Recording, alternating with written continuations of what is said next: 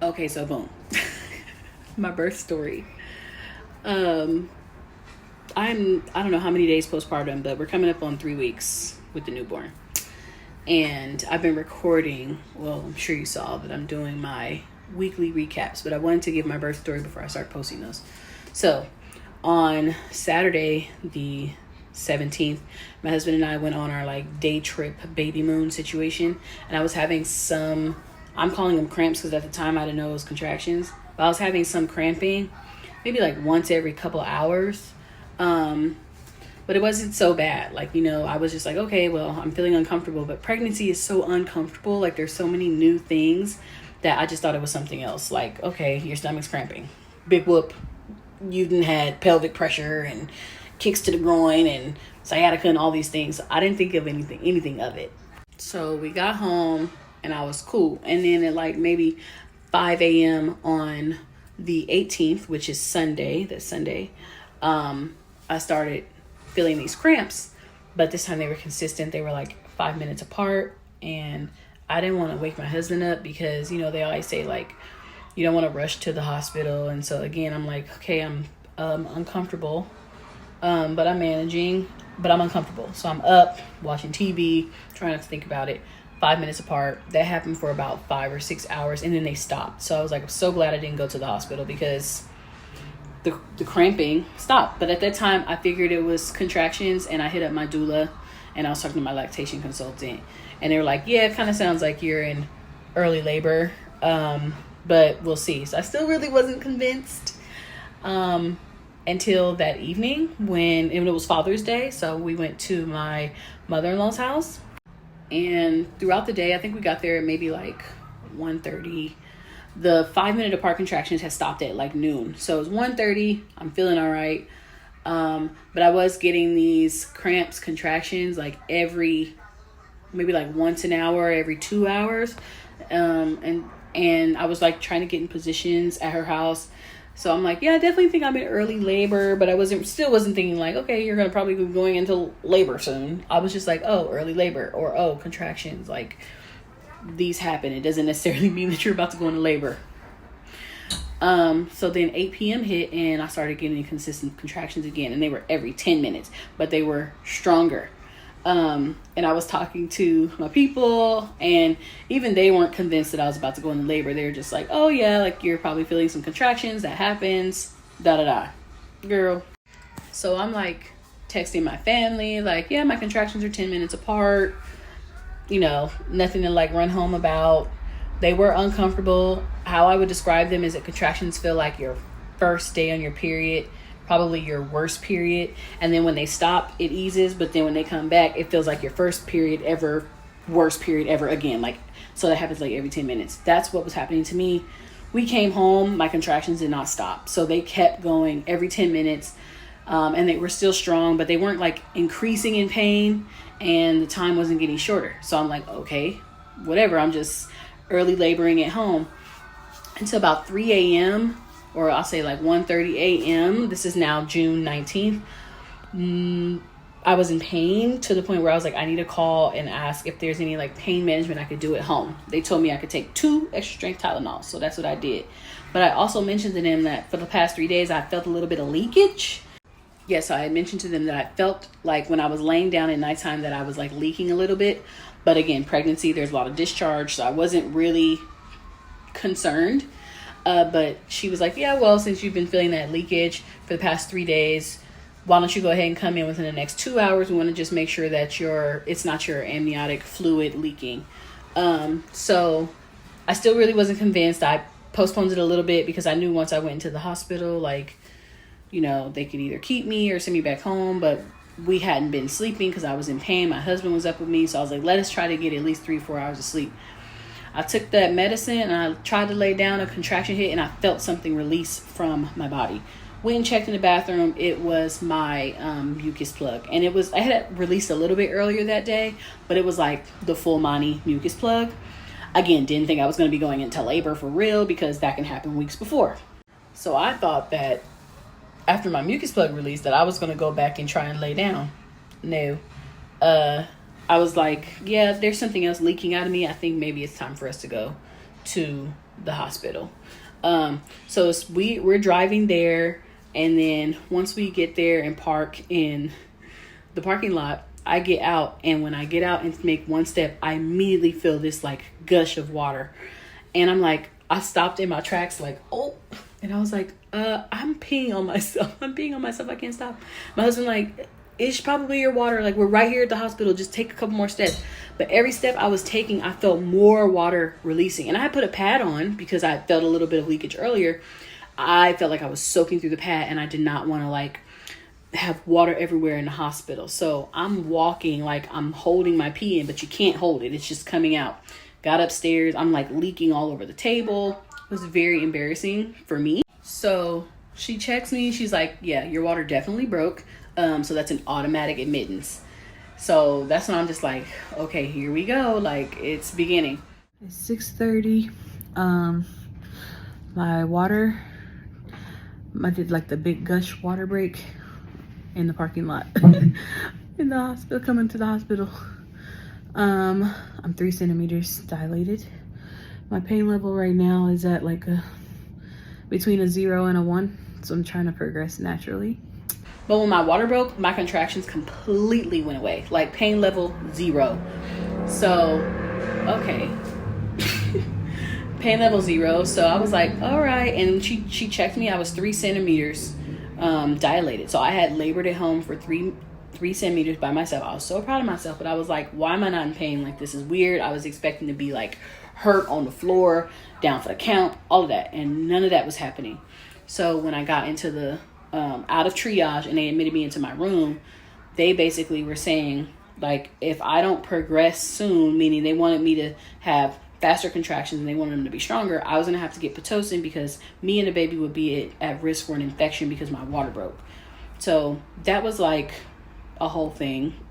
So I decided to go ahead and start Pitocin without getting the epidural yet. And I told the nurse, like, as soon as one of these contractions throws me into a wall, please call the anesthesiologist. Like, I'm not playing. So for about 30 minutes, I was able to take the Pitocin.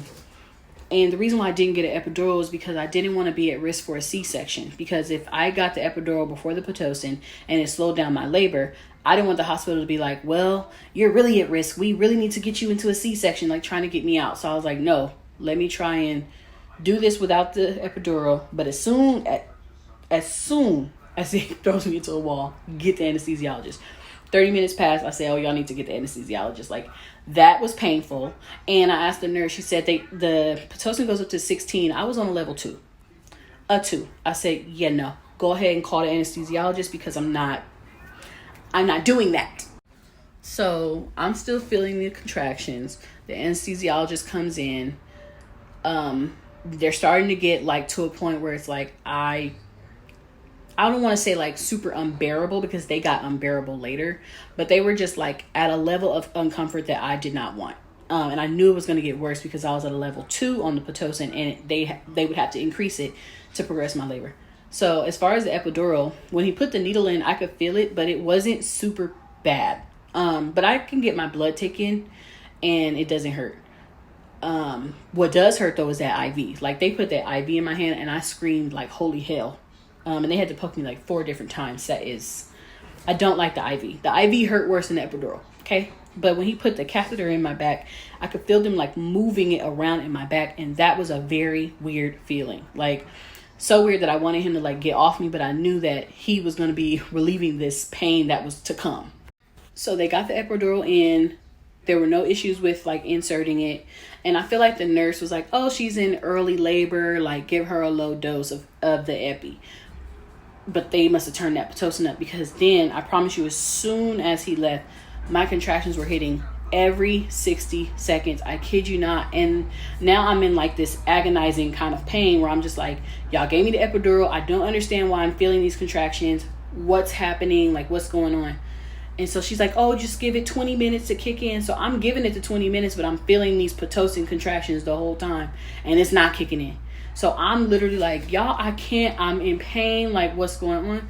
So she called the anesthesiologist back. They upped my dose. And I'm a little irritated. I'm like, I feel like you should have gave me a high dose as soon as I got the epi. Like, I said I don't want to feel anything. So he comes, ups my dose, and it's like 30 minutes in between each thing. So it took a while. So I would say for about an hour and a half, I was feeling Pitocin contractions, and they were up. I think the Pitocin was on a 6, and I was feeling everything, and the epidural had not kicked in yet. Like between the time of me getting the first one, trying to make it kick in, calling him back, him coming, administering it, trying to let it kick in again, and then it finally kicking in, it was about an hour and a half. So I was feeling like, I feel like natural contractions the whole time. And if that wasn't natural contractions, and I actually did have some relief because of the little bit of epi pain, whatever I think they gave me, I would never do a natural birth, because I was not myself. I did not want to be touched. I was just in pain. I just wanted to hold on to the rail. I was like, I'm never doing this again. I don't know why people get pregnant. This is the devil. I don't get it. No, I just knew. So finally my epidural kicks in, and that's around the 5:30 mark.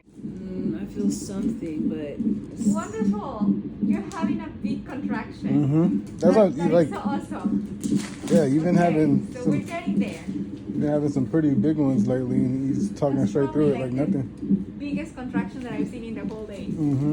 I do feel something, but it's not nearly as bad That is exactly what we want, for you to be able to feel the contraction without the pain. Yeah.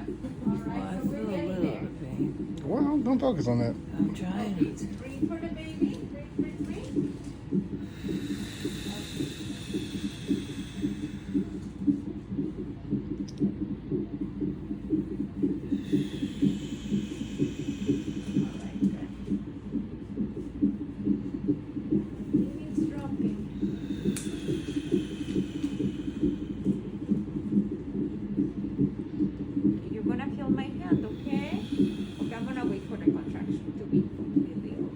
Hi guys, I love you.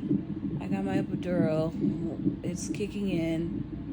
Getting my cervix checked to see how far along I am. I love you guys. Bye. And they came and checked me. I think after maybe like 30 minutes to an hour after it finally started kicking in, and I was 8 centimeters. Text. I'm 8 centimeters and 90% effaced. So we almost there, and the epidural finally kicked in. So I'm feeling good. But right now I'm gonna try to take a nap and listen to my music before it's time to push, because I probably don't need all my energy. So I feel like when I was feeling those contractions for an hour and a half, I was feeling the contractions that were taking me from 3 to 8 without the like relief of an epidural for real. So that was really painful. I didn't like that. I didn't like it at all. But the IV still hurt worse. So then I feel some pressure in my butt. My sister was like, yeah, when you feel like you have to poop, like she's probably right there. I didn't feel like I had to poop, but I felt like I was prairie dogging. Like, if that makes sense. Like, I didn't feel like I was about to boo-boo on myself, but I felt like I was prairie dogging. So she was like, oh, call the nurse back. So the nurse checks me, and she's like, oh, okay, time to start practice pushing. So I'm like, okay, they're just practice pushes. Like, I can do this. And with the epidural, I could still feel sensation in my legs, but I couldn't feel pain, which was great. But could still feel my legs, because I was a little scared that I wouldn't feel my legs and I was gonna have a panic attack, but it was perfectly fine. So we're doing practice pushes, and then we do that for maybe like 10 minutes. And then we get to a point where she's like, okay, we're gonna practice, but I'm gonna tell you to stop. So my sister is like, girl, that baby right there. Like, if she telling you to stop, that baby right there. So I practice and then stop, practice and then stop. And she was like, okay, time to call the doctor. And I was just like, oh my God, here we go. I'm about to have this baby. So the doctor comes in. We're all set up. I got my legs in the stirrups. And I always like practice push when I poop. So I feel like that helped. And then I was drinking the natural teas and doing the perineal massages. So I feel like all of this helped. So the doctor comes in and we start like the actual pushing. I got my music going on in the background. And like I'm playing like well, at first I thought I was gonna play ratchet music and it was gonna get me hyped to like push, and then I was playing and I was like, turn that off, like please just put on the music I like to listen to. So we're listening to Alex Isley, Sir, you know, that kind of music.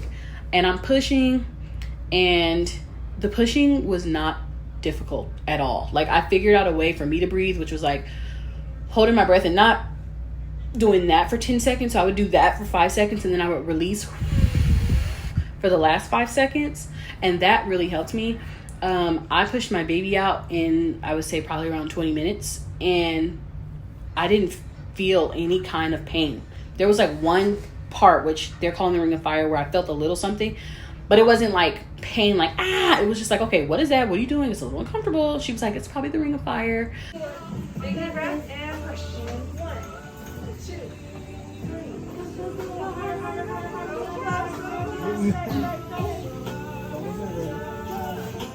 Okay, so Pressure.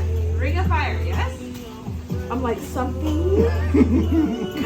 So Michaela came out, they put her on my chest, and I was just like, I feel like the first thing I was like, oh my gosh, I have a kid. One, because I'm 35. I didn't really want kids until like the last couple years. So I was like, oh my God, I have a kid. Like, what the hell am I supposed to do now? I have a kid. It's a kid. Oh, my kid. I know. I'm sorry. Oh, you can bring the bed down. Hi. Oh my gosh. Oh, you look like your dad. Oh my gosh. Oh, honey. It's okay. It's okay. I know.